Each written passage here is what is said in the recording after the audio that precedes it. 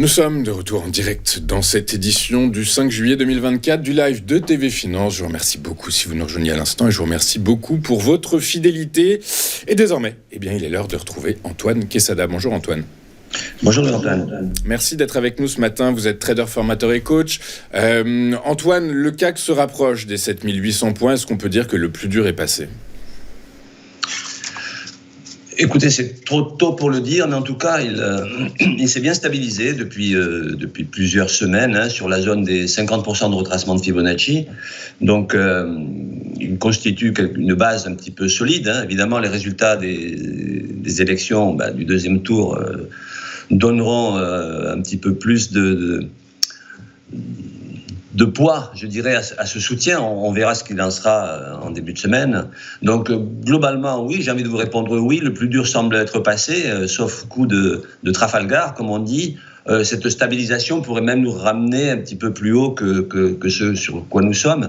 Donc, 50% de Fibo, on a navigué, je vous l'ai dit, entre 50% et les 38,2, la zone des 7692, zone des 7700. Là, on a ouvert il y a quelques minutes, on est à 7712 points, plus 0,22.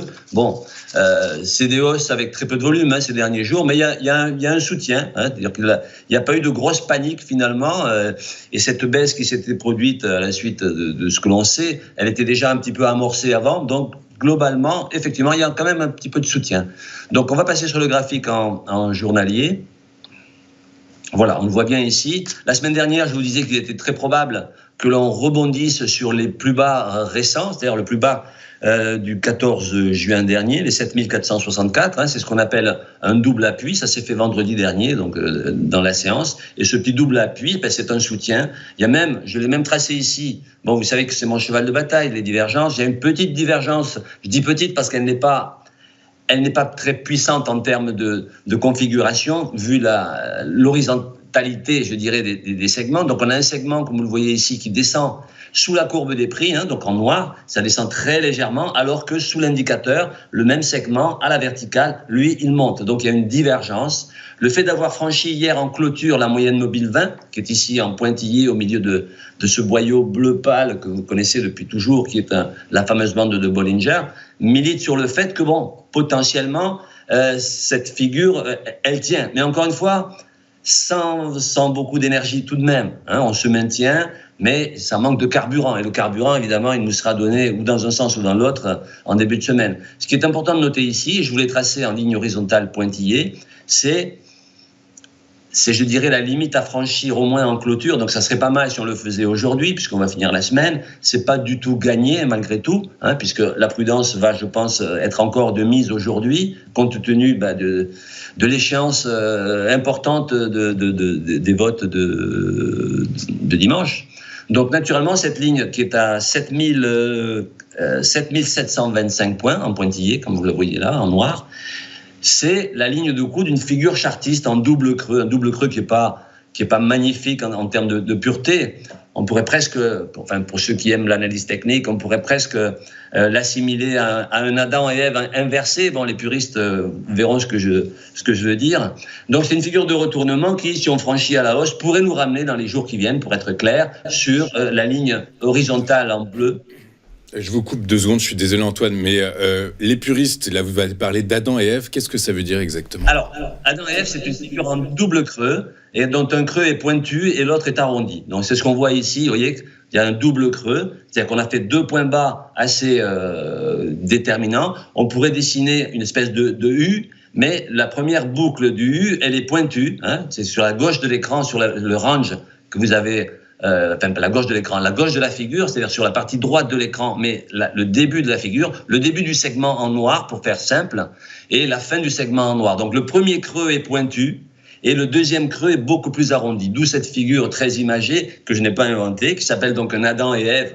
Alors, l'Adam et Ève serait dans l'autre sens, ça serait une figure de retournement à la baisse. Là, un Adam et Ève inversé, c'est une figure de retournement à la hausse, mais qui fait partie de la famille des doubles creux, des double bottom pour les double bottom, comme disent les Américains. Mais évidemment, cette figure ne vaut rien tant qu'on ne clôture pas au-dessus de la ligne de coup, Donc, tant qu'on ne la valide pas, et la valider, ça signifierait, comme je l'ai dit tout à l'heure, clôturer au-dessus des 7725 points, donc la ligne en pointillé ici, et ça nous autoriserait à penser qu'effectivement, on pourrait revenir, si on faisait grosso modo les 100% de potentiel, ça nous ramènerait naturellement sur la ligne horizontale en bleu que vous avez là, qui n'était rien d'autre qu'un gros support qu'on a connu depuis des semaines sur la zone des 7900 points, vous vous souvenez, et ce gros support qui avait été enfoncé, bien entendu, deviendrait une résistance. Donc, en clair, soit le marché a de bonnes raisons de monter comme il l'a fait, parce qu'il se maintient pour le moment, et l'optimisme nous ramènerait sur les 7900 points, pour faire simple,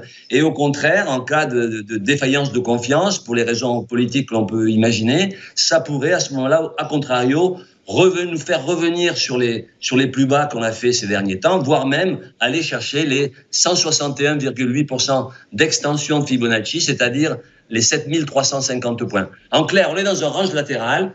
Si on le casse par le haut, à la faveur de l'optimisme, on ira certainement chercher dans les jours qui viennent les 7900 points. Et à contrario, si on sort de ce range par le bas, mais il me paraît plutôt qu'on va, et là je prends le verbe que vous aimez bien, on va sans doute latéraliser encore quelques jours, probablement, enfin, ça, remarquez, on est vendredi, vous me direz que lundi, on sera un petit peu fixé. Donc la latéralisation, à mon avis, elle sera de courte durée.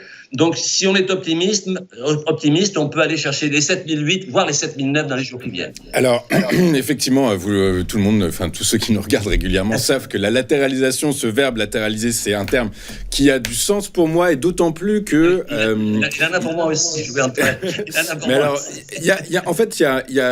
comment dire, il se pourrait qu'au lendemain de dimanche prochain, en fait, il y a un scénario qui se dégage et qui amène de la latéralisation. C'est-à-dire qu'en fait, selon les derniers sondages, il n'y a aucune majorité absolue qui serait en train de se dégager, ni à l'extrême gauche, ni à l'extrême droite, ni au centre. Du coup, par la force des choses, ça pourrait inciter Emmanuel Macron à ne pas à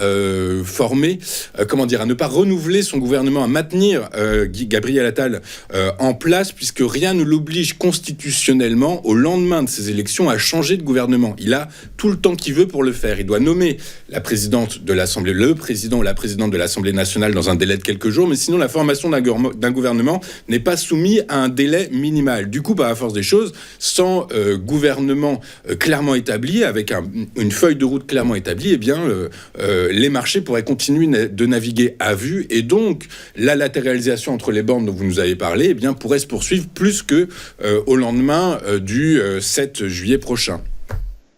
Oui, ça n'est pas impossible. Cela dit, les marchés financiers, comme plein d'autres choses, sont régis par le ressenti des investisseurs, par les humains en fait. C'est comment les humains perçoivent ce qui se passe. Et à partir de là, effectivement, on peut rester neutre et rester à ce moment-là en latéral, c'est-à-dire ne pas prendre de décision haussière ni baissière, ou alors ressentir les choses de la façon la plus négative qui soit, et à ce moment-là, le marché, le CAC, à ce moment-là, sortirait de son canal de latéralisation par le haut, par le bas. En fait, moi, et c'est même le propre de l'analyse technique, en fait, c'est de l'analyse comportementale, c'est la traduction du comportement des investisseurs. Les investisseurs qui sont des humains, évidemment, comme vous et moi, on a des humeurs, et en fonction de ce qui se passe dans l'actualité, on réagit en fonction de notre ressenti. Et c'est plus le ressenti face à une situation donnée qui fait que le marché va bouger ou au contraire va rester flat. Mais ce que vous venez de dire est parfaitement juste. Cela dit, normalement, une figure chartiste, en général, quand on a un double creux qui est validé, alors il ne l'est pas encore, encore une fois, il faudrait clôturer au-dessus des 7725, comme je viens de vous le dire, sans quoi cette figure n'a aucune validation de projection quelconque. Donc, au-dessus de ce niveau, on pourrait s'y attendre à une continuation de la hausse, mais en dessous, tant qu'on n'a pas validé, on peut effectivement continuer à latéraliser, et les arguments que vous venez d'évoquer peuvent effectivement être de nature à contribuer à cette latéralisation. En tout cas, pour le moment, on est neutre, et voilà, les optimistes ils verront la possibilité de sortir par le haut, et les moins optimistes, encore une fois, c'est le ressenti des humains qui va provoquer une réaction. Et ça, c'est bien naturel. Écoutez, de toute façon, les marchés financiers européens, tout du moins, ont les yeux rivés sur ces élections législatives françaises. Le deuxième tour des élections législatives anticipées qui aura lieu donc ce dimanche. Les résultats sont attendus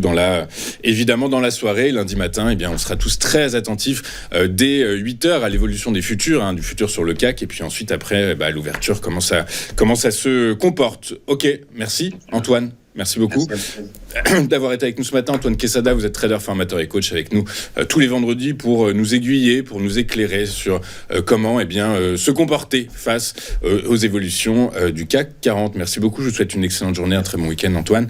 Nous de notre côté, on marque une rapide courte page de publicité et on se retrouve juste après avec le point stratégique d'Éric Galliaga tout de suite sur TV Finance.